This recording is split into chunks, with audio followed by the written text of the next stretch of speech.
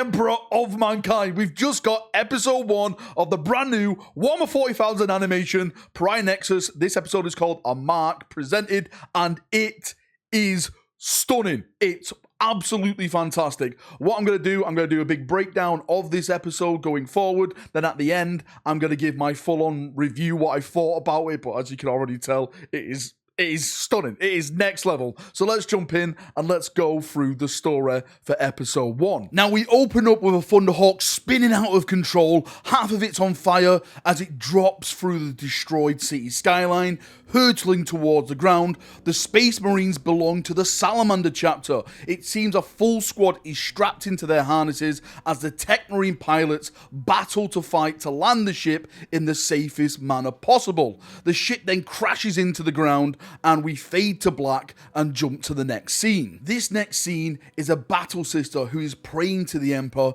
in a semi-destroyed cathedral. She asks the Emperor for forgiveness for her weakness, and then the camera pans out and we get to see the full devastation of what this war has brought to the planet.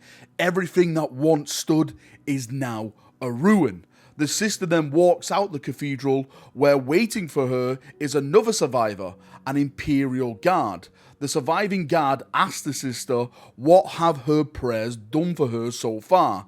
The sister responds that she was asking for their forgiveness. All of a sudden, both of the survivors look skyward as a huge boom roars across the skyline. It's the Salamander Thunderhawk from the opening scene. The sister follows it as it crashes into the distance. She then puts on her helmet and heads towards its direction. The Imperial Guard follows her. We then cut to the next scene, which appears to be Illuminator Ceres, who's experimenting on captured Imperial Guard. One of the guard is being tested on his workbench. He screams in pain as whatever the Necron Lord is doing is causing this great pain. Illuminator Ceres extracts data from the guardsman, who then dies on the table. The data extracted seems to anger the Necron Lord, who stomps over to the Necron summon chambers and awakens a Death Mark. He orders the Death Mark to hunt down and kill the last surviving remnants of the Imperial forces on the planet. The Marks are a squad of Cadians, an Ultramarine Sergeant, the Sister of Battle, and a Salamander Marine. The Necron also tells the Death Mark he may come across some of his past experiments, and he also has permission to kill these as well. The Death Mark complies and portals himself to the battlefield. We then pan to the next scene, which is 3 surviving Imperial Guard soldiers who are running for their lives. 2 of them jump over cover and notice one of them is missing. When they look up, they see their fellow guardsman has been hit and collapses to the floor. One of the guards tries to come up with a plan, but another hit from a Necron weapon drops that guardsman dead. The last surviving guard opens up with his lasgun to try and put suppressive fire on the Necron force, but the Death Mark that's been hunting them teleports next to him and opens fire, killing him on the spot. We then go back to the sister and the surviving Imperial Guard, who are making their way across the war-torn planet. The sister tells the guard of her mother, who was killed in service of the Emperor. She tells the guardswoman how she received her mother's Imperial Guard tags and how she was taken into the service of the Sisters of Battle. She was giving a new purpose, something to live for once again. We then cut back to the Death Mark, who is hunting now the Ultramarine Sergeant. The Ultramarine is ambushed by a bunch of Necrons and opens fire with his bolt pistol, but the Death Mark is behind him, ready to bring him down. As the Death Mark opens fire on the Ultramarine, he sees it and dodges and charges down the Death Mark. He raises his chainsword, but before he can bring down the killing swing to the Death Mark retreats into his portal and vanishes. He then quickly reappears on a building behind the Ultramarine and shoots him in his back. The Ultramarine staggers to his knee. He begins to reload his bolt pistol to fire upon the Death Mark, but as he spins to face the Xenos creature, another shot hits him in his head and kills him instantly. The Death Mark has made another kill on his list. We then switch back to the sister and the surviving guard woman on the planet, and the guard woman is actually being kind of disrespectful to the sister, not only towards her faith in the Emperor, but for those who have actually fallen in the Emperor's name trying to defend this word. The sister rages and silences her because not only does she want her to stop, but she senses that something is out there. They move to look upon whatever this could be and notice another surviving guard, this time belonging to the Death Corps of Krieg. The trooper is standing still, staring at rubble, no weapon in hand. He's babbling nonsense to himself. The sister heads over slowly. She places a hand on his shoulder and asks if everything is okay.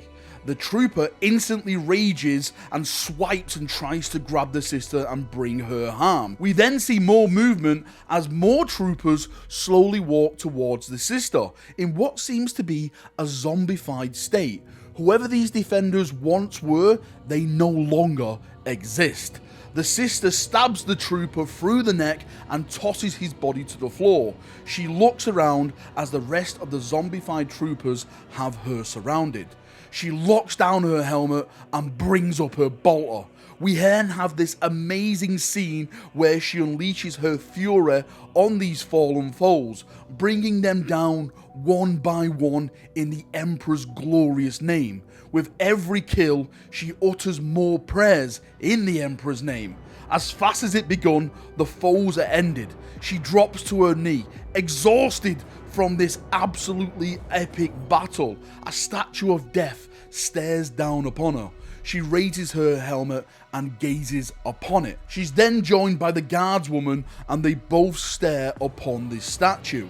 Now, as they're doing this, they hear loud footprints approaching their location. As they gaze into the fallen ruins, they see another space marine that walks up to them, this time bearing the mark of the Salamander chapter. His weapon is raised as he looks down upon the sister.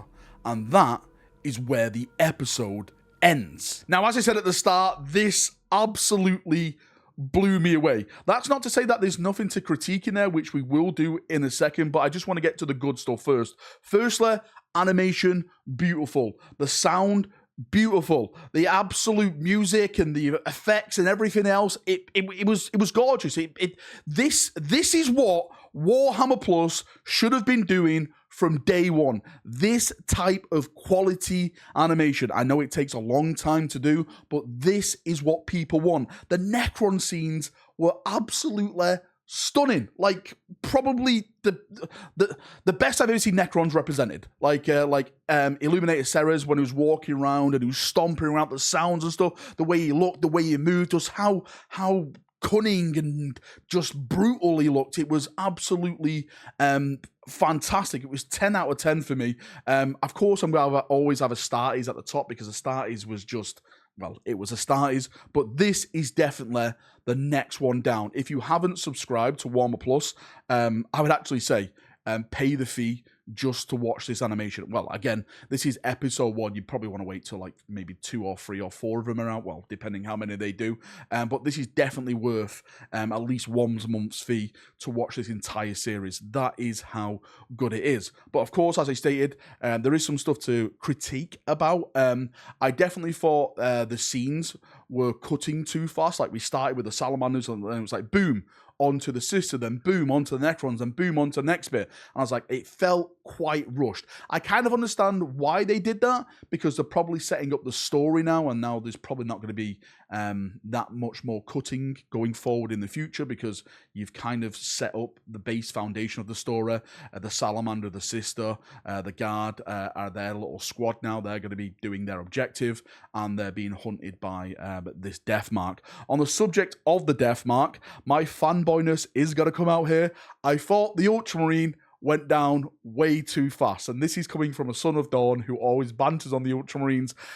It just felt like the Ultramarine went down as fast as the Guard, and for me, I thought like maybe he would have got like at least one hit in, or you know, a little bit of damage to the death mark. Like the death mark was just like, I'm over here, then I'm over here, then I'm over here. I know that's how they work in the lore and stuff like that, but I don't know, it just felt like they were setting it up to make this death mark like a marine killer, and it gave the ultramarine sergeant, by the way, this is a sergeant, this is not like a normal guy, no chance at all. I thought someone of that experience would have at least got a little bit of a blow in, a little bit of a shot in, and put some damage on the death mark. But all in all, absolutely enjoyed it. Massively recommend this. It's been a long time coming.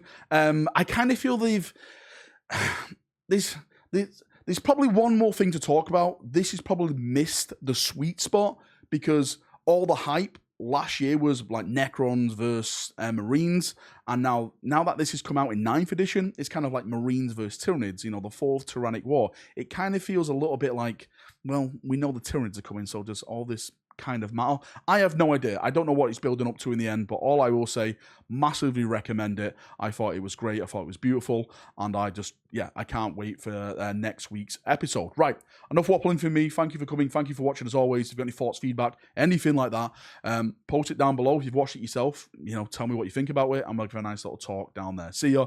Have a great day, and bye-bye.